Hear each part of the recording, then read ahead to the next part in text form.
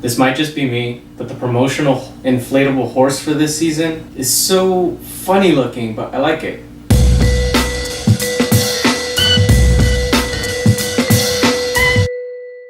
Season 5 of Bojack Horseman. So Season 4 of Bojack ended with him on kind of on a higher note.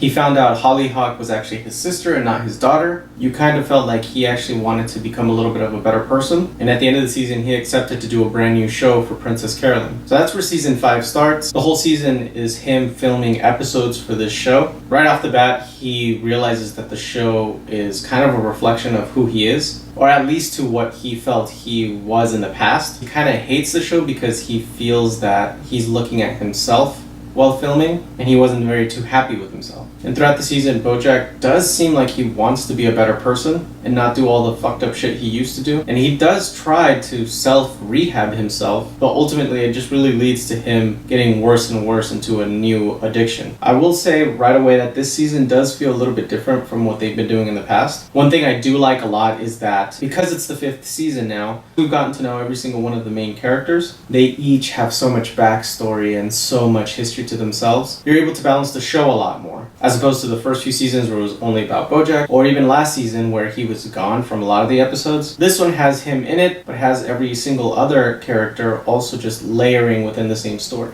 So much so that they even make a joke out of it, with some of the supporting cast actually being self-aware that they're the sub-story in a certain episode, which leads me to the other great thing I like about this. A lot of the same meta humor from season 3 is back. That meta on meta type of humor that they know that they're being meta, but they write it so well that it's hilarious to just watch. The season's also not so hard on the social issues, or rather, they are, but not in the dismissive way that I felt they did last season. They dealt with them with a little bit more comedy this time around, similar to season 3, and it was much more enjoyable to watch. Because this show always puts a lot of detail into it, I did find myself actually paying a lot of attention to the intros, anything that was written in the wall, anything that was in newspapers. And I think that's neat, that the fact that this is shot for Netflix, that you can pause, you can go back, or that they know that you have the skip intro function. It's almost like they don't want you to skip it because they're aware that you're watching the intro for any changes that might have made as you're picking up any clues for the rest of the season. I think that's something great that they do, more so because they know that going into the 5th season,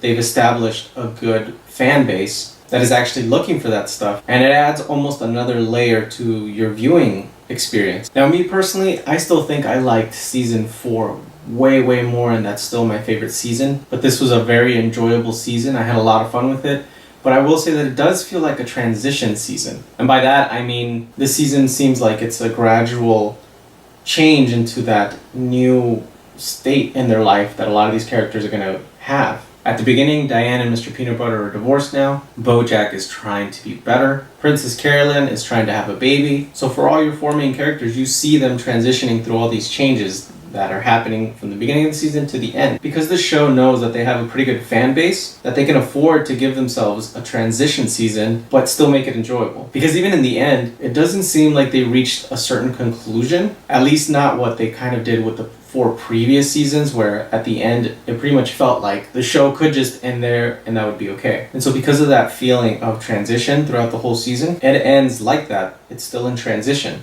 But I would argue that it ends a little bit more positive than the positivity you had already had at the end of season 4, despite all the shit that goes down in the season. And as of right now, they haven't really announced a season 6, and ultimately you don't know what's going to happen next, but I think that's part of what the show's trying to tell you, that when you're going through a certain transition in your life, you don't know what's going to happen next. For me personally, one of the things I think it was a little bit lacking was the presence of Bojack's sister. We went all through season 4 learning about her, and then ultimately learning that she was Bojack's half-sister, and she makes a brief appearance in season 5, and I actually really enjoyed her in season 4 and would have wished to see her more in season 5. Because of that, my favorite character this season was actually Bojack's co-star in the show he's filming, and her name is Gina. And it almost felt like she was an anti-Bojack, and it was interesting to see kind of her dynamic as opposed to Bojack's character. The best episode is definitely Free Churro. It reminded me a lot of the underwater episodes from a few seasons ago, but I actually think this one's a lot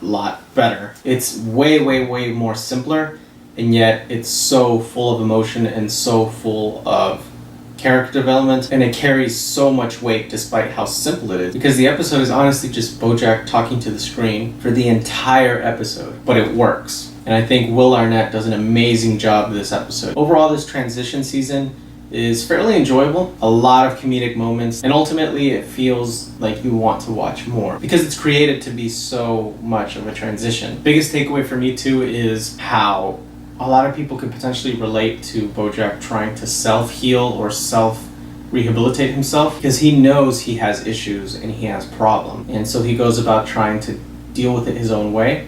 And ultimately it fails, and I think that can be very relatable to people, that they know what their issues are or they realize that they have a problem, but instead of seeking professional help, which Bojack refuses to do or refuses to acknowledge that that's what he needs, I think a lot of people can relate to that, in which they think they can just cure themselves from depression, from an addiction, from stress in life. And I'm not saying that you actually could, but that sometimes maybe it's good to reach out to someone that can help you with these things. And I think that was a great message to have throughout the season. So I'm looking forward to what season 6 is going to bring. I really hope that Hollyhock comes back, just because she was a great character. And as with any transitions in your personal life, it feels like now you're ready to have a lot of hope going forward. So that's what I'm hoping for next season. But let me know what you guys thought. Check out my other videos on Bojack Horseman. Hit that like button or share this video. But I'll see you next time.